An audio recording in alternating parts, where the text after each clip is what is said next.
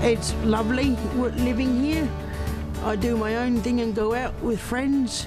My independence is very important to me. Well, you're never on your own. There's always somebody around you, you know, you can talk to. Like family kept me. Yeah, we have fun. I lived here for about nearly 25 years in November. I love it here. The carers are great, and the clients are very respectful. I'm very respectful to them. That's why this our community is very good, because it's not too far away from help. But you don't need it all the time, so you've got freedom at the same time.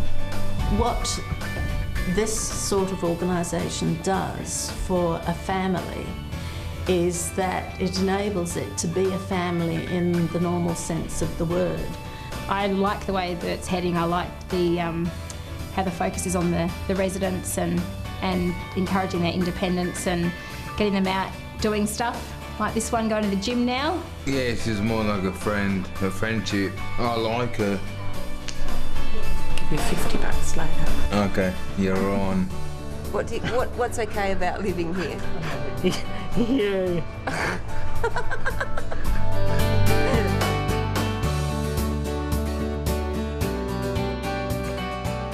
My name is Jules, and I've been a resident with CLD for 25 years. I moved here when I was 18 and haven't moved since.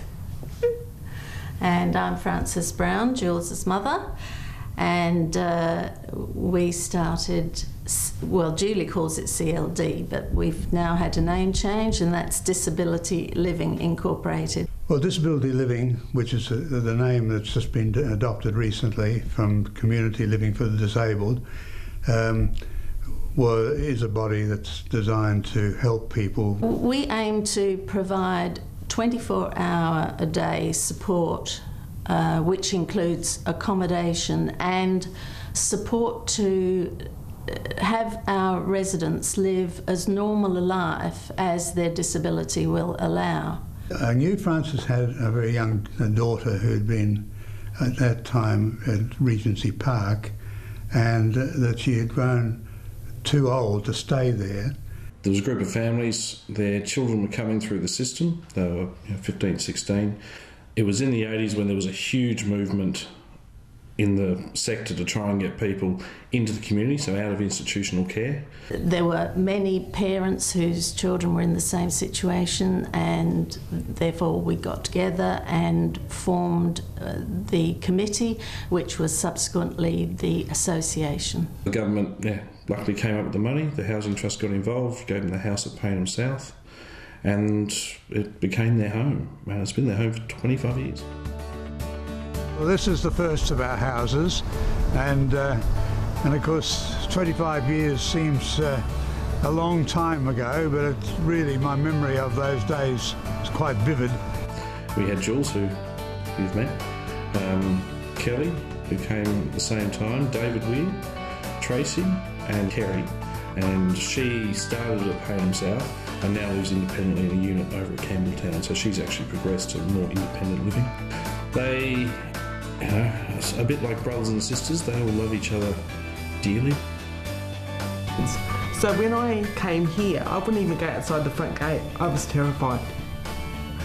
So for me to actually go out now, and every time I go to the gate, I think I didn't want to do this so many years ago, because I was only 18 or 19 when I came here, and I didn't have as much self-confidence and get up and go as I've got now. It's just like any other house.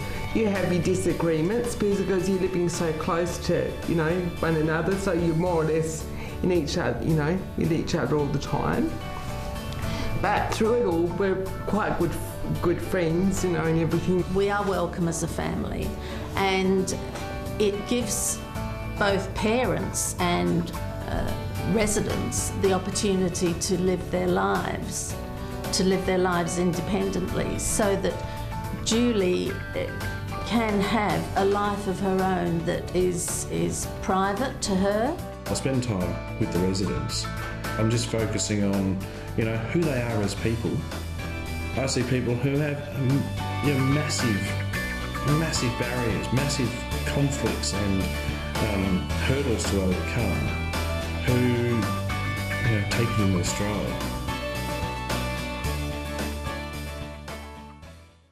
We'd had some frustrations in not being able to get enough housing for some of the people that were available for us to look after, and the suggestion was made, why don't we build our own?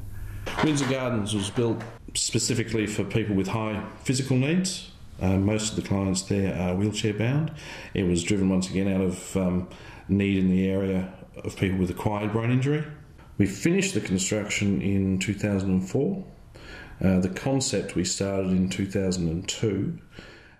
Traditional models of care unfortunately sometimes come with a feeling of control.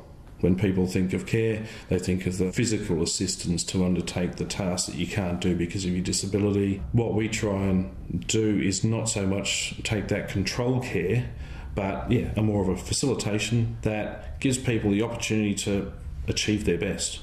Can you make the circles bigger so that you start to move the muscles? Well, he gets up in the morning and has a shower and comes out and has breakfast, eggs and bacon or porridge or whatever he might have, and muesli. Yeah. They have whatever they like to have, and then whatever's happening. Sometimes they go out, movies, drives, bowling, whatever it might be, people's places for lunch sometimes. Very rewarding in that, put a smile on the guys' faces every day and help them where we can, and that's our job, that's what we're here to do, and I think we will manage it quite nicely. Very lucky with Michelle. She's very easy to get along with. Enjoys the art and craft. I've taken her out a few times on art and craft, haven't we? Yeah. Enjoyed that, and she's made a printed tablecloth. Remember that big tablecloth you've done? But yeah, she really enjoys that, and she's very good at it. Anything I can do, my carers help. Our major core business is supported accommodation, and that's supporting people in group living arrangements, and we then extend that to more of an individual support model as well, where we have people in units that don't get 24-hour support, but they have access to regular support to once again just meet the small areas where they have deficits and they need that support to live in the community. I'll say, good day, my name's Clive Hilton. I've been in this nice house for 3 years now. I quite like it because it's got a big lounge and 2 bedrooms actually. This has got my freedom. I go to the shops by myself and I like it. I even get to the library too. And here's the kitchen and the stove and everything. I got electric everything. And this is the bigger list who are inappropriately housed. We want those people, but we will need some help. Now, the only place we can get that help at the present moment is with the help of the government. But if we can find ways of supporting it with other help in the form of sponsors, patrons and so on, we will go for that as well. All of these people with disabilities can achieve more than we believe and can achieve more than they believe. Right? If they're given the choice and the support they need. It's that simple. Yes, sometimes the support they need is very intensive and it's expensive, but what right do we have to say, no, you can't achieve that because we don't have the time or we don't have the resources? We need to find the resources. We need to find the time. And it's not just about financial resources to pay people, it's about volunteering, it's about people giving people with disability a chance and giving them a choice, real choices. Real choices to make a decision about how they want their life to be, not how a paid professional wants their life to be, but how they want their life to be, and that choice and that control to stand up and go, I can do it, and there's a lot I can do if I'm empowered to do that. So until we can actually have systems set up to give people genuine choice, then no longer are they someone with a disability, they're a community citizen who's making their choices in life.